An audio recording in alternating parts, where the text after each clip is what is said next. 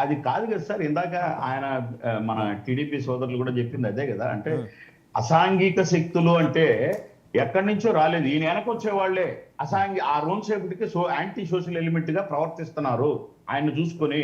అప్పుడు ఎవరు చెప్పాలి? నాయకుడు చెప్పాలి ఇది తప్పు. మనం ఉత్తరప్రదేశ్లో సార్, ఉత్తరప్రదేశ్లో ఒక్క నిమిషం నాగేంద్ర గారు, ఉత్తరప్రదేశ్లో యోగి ఆదిత్యనాథ్ గారు ముఖ్యమంత్రిగా ప్రమాణ స్వీకారం చేసిన ఏడాది లోపల 8,000 ఎన్కౌంటర్లు చేసి 222 మంది కరడుగట్టిన క్రిమినల్స్ని ఆ ఎన్కౌంటర్స్లో హతమార్చారు. మీరు కూడా అదే చేయండి. క్రిమినల్స్ రహిత ఆంధ్రప్రదేశ్ని తయారు చేయండి. స్వర్ణాంధ్రప్రదేశ్ ఎలాగో చేసిన నేర రహిత ఆంధ్రప్రదేశ్ దిశగా నడవండి. మీరు ఒక్క నిమిషం ఏమండి, నన్ను కంప్లీట్ చేయనండి. సో ఆ దిశగా వెళ్ళండి. మిమ్మల్ని ఎవరు కాదన్నారు? 3 సార్లు లా అండ్ ఆర్డర్లో దేశం మొత్తం మేటి అనిపించుకున్న ముఖ్యమంత్రి గారు ఈసారి ఎందుకని వెనక్కి తగ్గుతున్నారు? As to what prompted him to come back అండి? అసాంఘిక శక్తులు తాట తీయండి సార్. మీరు వచ్చి ప్రసంగాలు ఇస్తుంటారు కదా, రౌడీ షీట్ల మీద ట్యాక్స్ వేస్తామని మీ నాయకుడు అంటాడు. ఏది రౌడీ షీట్లు ఓపెన్ చేయాలి, ట్యాక్స్ ఎక్కడ వేస్తారు మీరు? 100% చేస్తారు సార్, ఏమి ఇబ్బంది. మీకు గుర్తుందా, విశాఖపట్నం జగదాంబ జంక్షన్లో జరిగిన వారాహి సభలో ఆయన చెప్పారు రౌడీ షీట్ల మీద ట్యాక్స్ వేస్తామన్నారు. వేస్తే 1,00,000 కోట్లు వస్తుంది సంవత్సరానికి. 100% చేస్తాం సార్. నేనేమంటున్నానంటే వెంటనే తుపాకులు తీసేయండి, కాల్చేయండి అలా అన్నప్పుడు నేను చెప్పిన పాయింట్, ఒక ప్రజాస్వామ్య బద్ధంలో ఒక పార్టీ అధ్యక్షుడిగా, ఒక ఉప ముఖ్యమంత్రిగా, ఒక తండ్రి స్థానంలో ఉండి ఆయన బాధ్యత తీసుకోకుండా ఉంటే మీరు పని చేస్తున్నారు, రప్ప నరుకుతున్నారు అంటే మీరు కాల్ చేయండి సార్ అని చెప్తున్నారు వాసుదేవన్ గారు. ఉత్తరప్రదేశ్కు ఇక్కడికి క్వైట్ ఆపోజిట్ సార్. అది మళ్ళీ దేశం అంతకన్నా కరడుగట్టిన నేరస్తులు ఇక్కడ ఉన్నారు. మీరు గమనించట్లా?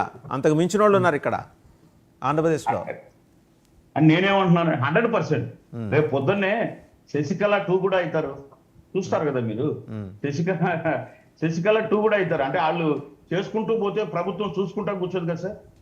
రేపు పొద్దున్నే ఈ ప్రజాస్వామ్యంలో నా ప్రజలు అన్నప్పుడు మీరు చేసే పని సక్రమంగా లేకపోతే శశికళ 2ను చేసి కూర్చోబెడతారు. అప్పుడు అదే మీ ఈ రౌడీ రాజకీయాలు ఈ విధంగా మనం ఫోర్స్ గా వెళ్ళాలి. నిన్న చూశారు కదా, ఎమ్మెల్యే ఆయన మాజీ ఎమ్మెల్యే నల్లపురెడ్డి ప్రసన్న కుమార్ రెడ్డి గారి ఇంటి మీద దాడి చేసి మరి ఒక ఇల్లు మొత్తం ధ్వంసం చేశారు, 20 మంది. మరి where is law and order అండి స్టేట్లో? అంటే మీ దృష్టికి వచ్చిందో లేదో సార్, ఆల్రెడీ ఎఫ్ఐఆర్ అయింది. మేము దాడి జరిగిన తర్వాత ఎఫ్ఐఆర్ కాదండి, దాడి జరగకుండా. అసలు నేను ఇందాక మాట్లాడింది ఏంటంటే క్రిమినల్స్ విషయంలో మీరు ఎందుకు ఉదారంగా ఉంటున్నారు? ఆ పార్టీ ఈ పార్టీ చెప్తాను. నేను అది కూడా చెప్తాను సార్. ఆయన ఇంట్లో కూర్చొని ఒక కుర్చీలో తిరుగుతా ఆయనకు అవసరం లేనటువంటివన్నీ నోటికి ఎంతోసే అంత మాట్లాడి ఆడు ఈడు కానీ మొత్తం ఉర్రూతలు ఊగిపోతే వాళ్ళు వచ్చినప్పుడు కూడా నువ్వు రెడీగా ఉండాలి. నువ్వు మీరు మాట్లాడాలి. ఇప్పుడు మేము వాసుదేవన్ గారు మాట్లాడతారు, నేను మాట్లాడు, శ్రీకాంత్ గారు మాట్లాడుతున్నారు. అండ్ ప్రజాస్వామ్య విధంగా సంస్థాగతంగా చర్చల మీద చర్చించుకుంటున్నాం. నీకు బుద్ధి పుట్టినట్టు నీకు ఎవరైతే యాంటీగైనారో, నీ ఓటమికి ఎవరు కారణమో వాళ్ళ పేర్లు ఎత్తి వాళ్ళను వాడి దొంగ, వీళ్ళు దొంగ, అతను ఇటువంటి అన్ని నువ్వు మాట్లాడినప్పుడు నువ్వు దమ్ముంటే చూసుకుందాం, అది చూసుకుందాం అంటే వాళ్ళు వచ్చుంటారు. వాళ్ళకి ఆవేశంలో మీరు మమ్మల్ని ఎందుకు మాట్లాడినారని వచ్చినారు. దీనికి మీరే ఫుల్ స్టాప్ పెట్టుకోవాలి. ఒక సీనియర్ పరిణితి కలిగిన నాయకుడిగా నువ్వు వ్యక్తిగతంగా మాట్లాడకుండా నువ్వు ఎంతసేపు పార్టీ పరంగా అక్కడ జరిగిన అభివృద్ధి, నేను ఒక ఎమ్మెల్యే అయినావు, ఎస్ ఊర్లో మీరు ఎమ్మెల్యే, 5 సంవత్సరాల్లో నేను సాధించిన అభివృద్ధి ఇది చెప్పు. 5 సంవత్సరాల్లో ఈ సంవత్సరాల్లో మీరేం చేసింది, అది కదా మీరు అడగాల్సిన పద్ధతి. అవి కాదన్నప్పుడు వ్యక్తిగత దూషణలు చేసి ప్లేమ్ చేసినప్పుడు అలాగే ఉంటుంది. అది వ్యక్తిగత దోషంలో ఆయన ఖచ్చితంగా చేశారు, అందులో డౌట్ ఏం లేదు. మనం కొన్ని ప్రస్తావన చేయలేము కాదు, ఆయన అన్న మాటలు మనం ఇక్కడ ప్రస్తావన చేయలేము. కానీ మీరు అన్నది కరెక్ట్, వ్యక్తిగత దోషాలు చేశారు. Correct sir. Last 10 seconds sir please. Srikanth sir ఏదో అన్నాడు సార్, ఆయన చూసి పూసాలు కదులుతున్నాయంట అందరికీ.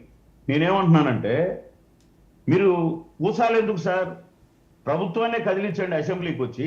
ఇక్కడ ఎందుకు పగటి వేషకాలు, వీధుల్లో నాటకాలు? మిమ్మల్ని గెలిపించింది ప్రజలు, అక్కడ రమ్మను కదా, జీతాలు తీసుకుంటా ఇక్కడికి వచ్చి అసలు అసెంబ్లీ అసలైనటువంటి మనందరికీ తల్లి లాంటి శాసనాలు సృష్టించేటటువంటి శాసనసభ.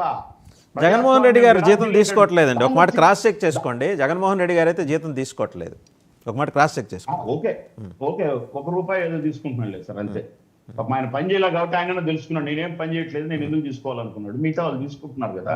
వాళ్ళు అసెంబ్లీకి వచ్చి కుశాలను అసెంబ్లీని కదిలించమని సార్, అసెంబ్లీని కదిలిస్తే ప్రజలు కదిలించినట్టే కదా. ఇప్పుడు అడిగే ప్రతి సెస మామిడి, తోతాపూరి, రైతు, ఈయన మాట్లాడతారండి, మిర్చి అన్ని అసెంబ్లీకి వచ్చి మాట్లాడండి. రైట్, డాక్టర్ రావు గారు మాట్లాడతారు. సో అదండి, ఆయన జగన్మోహన్ రెడ్డి గారు ఏ పర్యటన పెట్టుకున్నా ఏదో ఒకటి ఇట్లాగా వినాయకుడి పెళ్లికి 1000 విఘ్నాలలాగా ఆయన ఏదో ఒకటి పోలీసుల విఘ్నాలో, లేకపోతే ఎవరో ఒకరు ఫోన్ చేసి మీరు ఆపుకోండి అని చెప్పటమో, లేకపోతే ఏదో ఒక విధ్వంసమో, కారు కింద పడి ఒక 2-3 చనిపోవటమో, దారి పొడుగుతా గొడవ. ఏంటి సార్ రాష్ట్రంలో లా అండ్ ఆర్డర్ని ఏం చేస్తున్నారు మీరు? లా అండ్ ఆర్డర్కు దీనికి సంబంధం లేదండి. ఉంటుంది ఖచ్చితంగా, లేదని చెప్పేసి అనడం తప్పదు. ఏమైంది మరి ఇన్నిసార్లు ఎందుకు విధ్వంసం జరుగుతుంది?